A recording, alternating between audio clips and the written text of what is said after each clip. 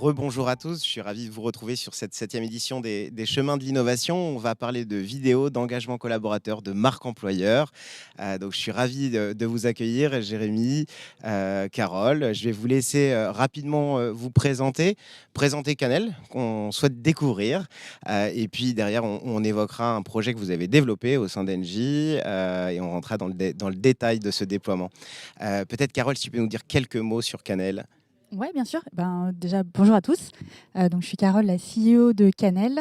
Canel, qu'est-ce que c'est? C'est une solution qui permet vraiment de donner la main aux collaborateurs dans l'entreprise pour créer des vidéos. Donc, on peut imaginer tout type de vidéos, que ce soit des témoignages, des tutos, des reportages. Et la grande force de notre outil, c'est d'arriver à vraiment avoir un outil qui soit super simple et à la fois hyper bien guidé pour qu'une personne qui est vraiment pas un communicant dans l'entreprise soit capable de se l'approprier et de créer en 15 minutes des vidéos qui vont être qualitatives et qui vont matcher toutes les problématiques de la boîte, à savoir l'identité visuelle, le message qu'on veut faire passer, etc. Et donc, on travaille déjà aujourd'hui avec beaucoup de belles entreprises comme Engie, avec Jérémy. On travaille aussi avec Atos, avec L'Oréal, avec pas mal de grandes entreprises françaises. Super, merci beaucoup Carole. Alors Jérémy, est-ce que vous pouvez nous éclairer sur votre rôle au sein de la belle maison et la grande maison Engie? Absolument. Donc moi je travaille sur les sujets de recrutement et marque employeur. Et donc j'accompagne les équipes de recrutement, ce qui représente une vingtaine de personnes pour la marque Engie Solutions. Donc je les accompagne sur tout ce qui est outils de sourcing, mais tout ce qui touche également à la marque employeur. Donc je suis également très en lien avec les équipes com. Formidable. Donc, on va pouvoir faire le lien entre la communication et les RH. Et ça, on adore faire ça. On va revenir sur le rôle de la vidéo. Et je souhaiterais effectivement vous questionner, Jérémy, sur le rôle de la vidéo aujourd'hui dans la stratégie de communication des marques, qu'elle soit à la fois interne et à la fois externe. On va plutôt parler interne à cet endroit aujourd'hui. Comment vous percevez aujourd'hui le rôle de la vidéo dans cette stratégie de communication interne ? Alors, en ce qui nous concerne, la vidéo, c'est un outil qui est essentiel. On l'utilise depuis des années. Nous, RH, on avait tendance à s'appuyer sur les services com, sur des agences pour nous accompagner sur des sujets vidéo. Donc, de l'inertie, du temps. Donc, c'était aussi une difficulté qu'on avait à gérer quand on avait besoin de support. Donc, la vidéo, c'est un outil qui est évidemment essentiel pour générer de la proximité, de l'authenticité. Puis, c'est un outil qui est moderne, impactant, engageant en tout cas. Alors, on va revenir sur cette collaboration qui a été initiée, vous allez nous dire quand d'ailleurs, et puis nous rappeler un petit peu les contours de cette collaboration. Déjà, comment cette collaboration est née, sur quel projet, sur quelle problématique vous souhaitiez faire face et comment Canel a répondu effectivement à cette même problématique, Jérémy? Alors moi j'ai connu Canel au travers de Engie, qui l'utilisait déjà au niveau des équipes corporate com. Et nous on avait cette problématique que j'évoquais à l'instant, c'est de devoir systématiquement, quand on souhaitait créer des supports, de passer par des tiers et du coup le temps. Voilà. Donc j'ai connu Canel, la solution Canel, au travers de collaborateurs de chez Engie. Et donc j'ai pris contact avec Canel et ça s'est fait comme ça. On a eu un premier contact l'année dernière, en 2020. Je crois que c'était à l'été 2020. Ouais, ça doit être ça. Pour être à peu près dans les clous. Et alors, comment ça s'est matérialisé et quels sont les résultats de la mise en place de Canel au sein de vos services? Alors, les résultats sont ultra convaincants. On l'utilise donc depuis 1 an. On a pu réellement l'exploiter depuis le début de l'année, parce que la conjoncture était un peu difficile pour pouvoir déployer le support et communiquer dessus. Donc moi, j'ai commencé à utiliser Canel en début d'année, au mois de janvier-février, je crois. Il neigeait, je me rappelle d'un tournage. Et donc, on a commencé à le déployer déjà, moi, à titre personnel, pour que je puisse maîtriser l'outil.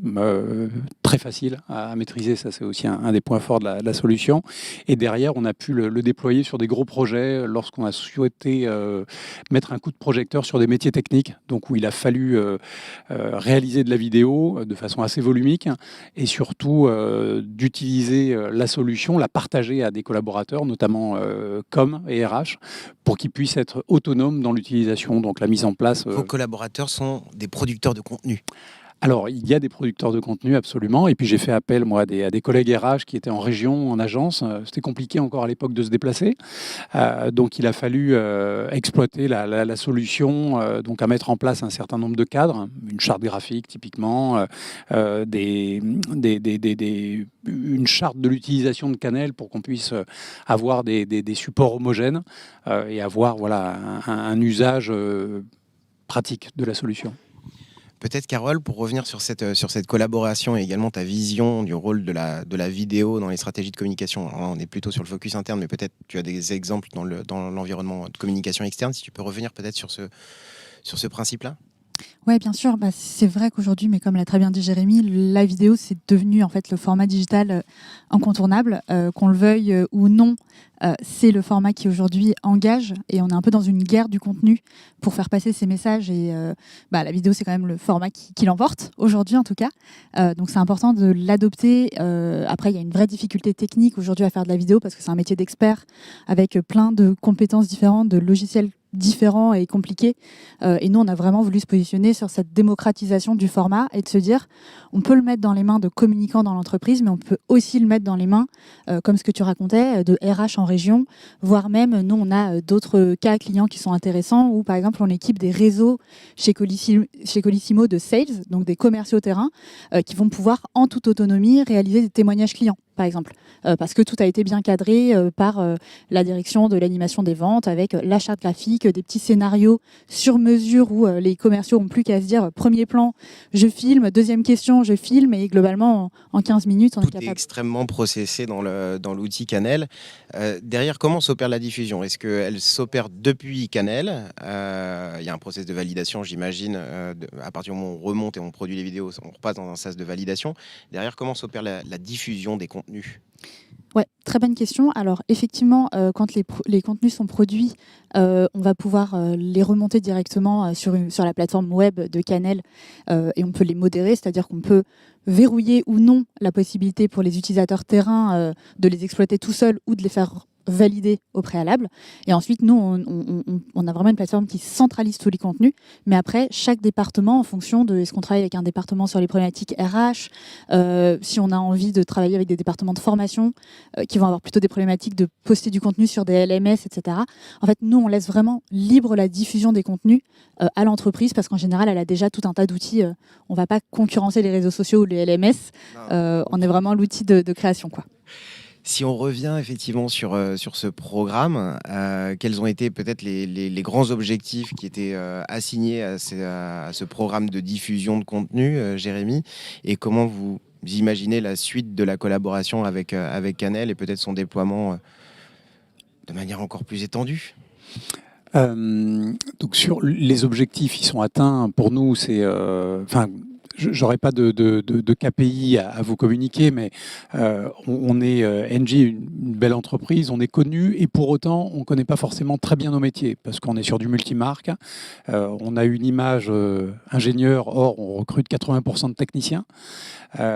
Et donc, il faut encore communiquer auprès de ce public-là qui ne nous connaît pas suffisamment. Les études le démontrent. Donc, on travaille beaucoup sur ces sujets. Et donc, la vidéo nous permet d'être visible et plus lisible, en tout cas, auprès de ce public cible.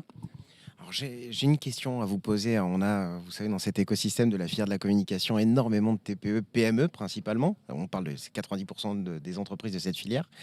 La marque employeur est quelque chose qui est, en règle générale, plutôt mis de côté.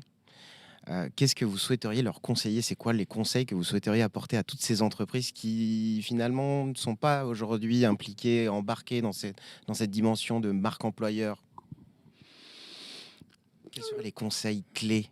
Les conseils, c'est déjà que toutes les entreprises réalisent, soient conscientes qu'elles disposent d'une marque employeur. On a une marque employeur, qu'on le veuille ou non, on en a une, parce qu'on a des collaborateurs. La marque employeur, c'est pas seulement l'externe, ce ne sont pas seulement les candidats, ce sont toutes les parties prenantes de l'entreprise. Donc ça va en effet du collaborateur, mais ça intègre jusqu'au client aujourd'hui.